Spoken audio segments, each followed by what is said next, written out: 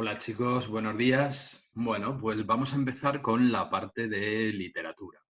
Y durante el tiempo que nos queda vamos a repasar algunos periodos históricos que vosotros ya habéis visto.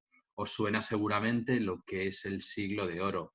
El Siglo de Oro español es, es uno de los periodos literarios más importantes de toda la literatura mundial y obviamente el más importante de la literatura española. El siglo de oro coincide con dos siglos, con el siglo XVI y con el siglo XVII. Algunos autores, o sobre todo para la prosa, se incluye también parte del siglo XV, que coincide con el reinado de los reyes católicos y un poco antes porque se ve cierto desarrollo. Pero bueno, para entenderlo de manera general, siglos XVI y siglo XVII. Y el siglo de oro se incluye dos periodos históricos, dos periodos o movimientos literarios o artísticos, que son el Renacimiento y el Barroco. El Renacimiento abarcará el siglo XVI y el Barroco el siglo XVII. Bueno, vamos a empezar estudiando el Renacimiento y vamos a ver cuáles son sus características principales. Y bueno, pues vamos a ver que este periodo histórico coincide con los reinados de los reyes católicos, fines del siglo XV, si incluimos, por ejemplo, la prosa, con los reinados de Carlos I o quinto de Carlos I de España o quinto de Alemania, sabéis que este rey se llamaba así, que se correspondería con la primera mitad del siglo XVI y con el reinado de Felipe II, que incluiría la segunda mitad del siglo XVI. En este periodo histórico se inicia el mayor periodo o de mayor importancia política y de poder político de España, y entonces, como consecuencia de ello y del desarrollo del castellano, que visteis que en la Edad Media era una lengua que estaba en proceso de creación, pues el castellano se convierte en una lengua internacional. Es la lengua de moda en todas las cortes europeas. Tened en cuenta que España tenía una gran influencia en toda Europa. Los Países Bajos, parte de Italia eran de España. Además, también España se extiende con la conquista del Nuevo Mundo hacia América y se va a convertir en la lengua que se cambia la lengua, el castellano, por las lenguas indígenas que había allí. ¿Vale? Por lo cual, la lengua, el castellano, va a ser la lengua con mayor extensión a nivel mundial. Bien, características, ¿por qué se reconoce también el Renacimiento? Por el rescate de la cultura grecolatina, de los griegos, la cultura clásica de los griegos y de los romanos, ¿vale?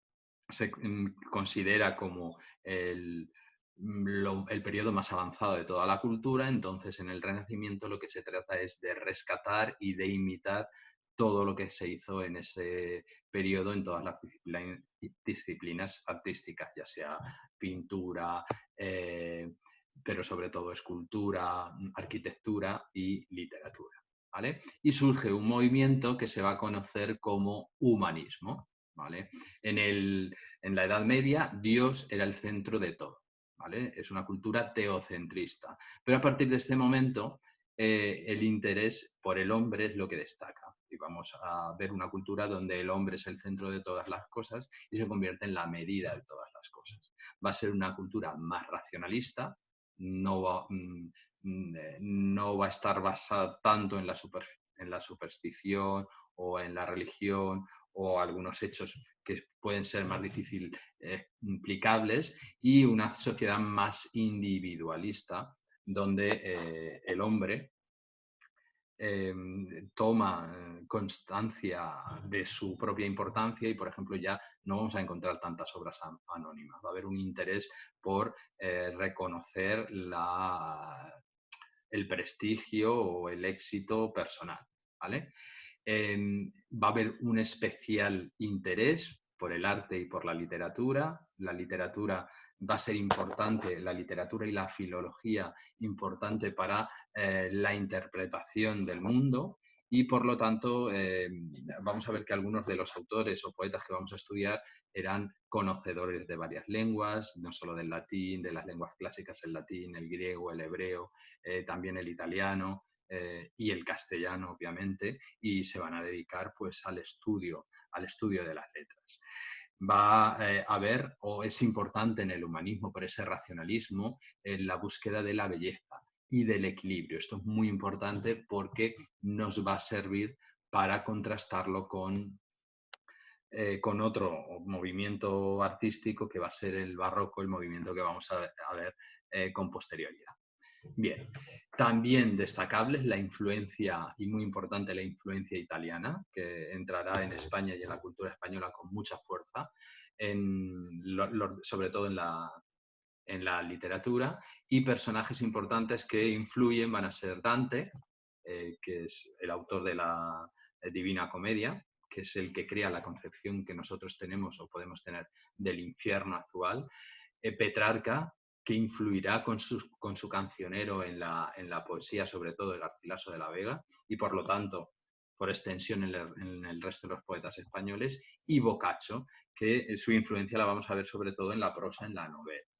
Bien, y si Boccaccio ahora estaría de actualidad porque él crea una obra que se llama El Decamerón, que es una colección de 100 cuentos contadas por 10 chicos que están encerrados, chicos y chicas que están encerrados en una especie de aldea en el campo o palacio en el campo porque hay una peste, una pandemia, por decirlo así, y lo que hacen es estar en cuarentena. Una manera de entretenerse en ese periodo de cuarentena es contarse las distintas historias que están recogidas en el Decamerón, en el libro.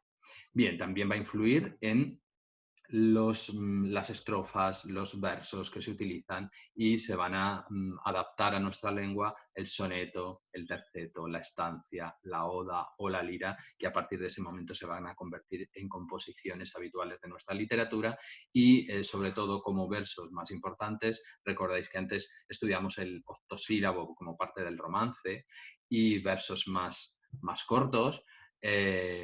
Aquí van a tomar importancia el endecasílabo y el heptasílabo, que también se van a convertir en versos importantes en nuestra literatura a partir de este momento. En el Renacimiento español se pueden distinguir dos etapas, tradicionalmente. El primer Renacimiento, que es un renacimiento más abierto y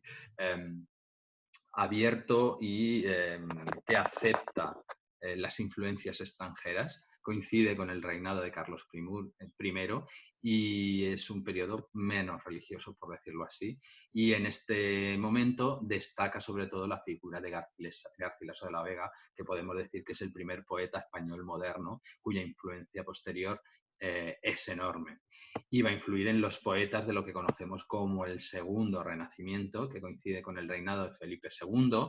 Es un periodo más conservador, sobre todo en lo religioso, y va a dar pie a una literatura que se conoce como literatura espiritual o religiosa, donde vamos a tener figuras como Fray Luis de León, San Juan de la Cruz o Santa Teresa de Jesús, que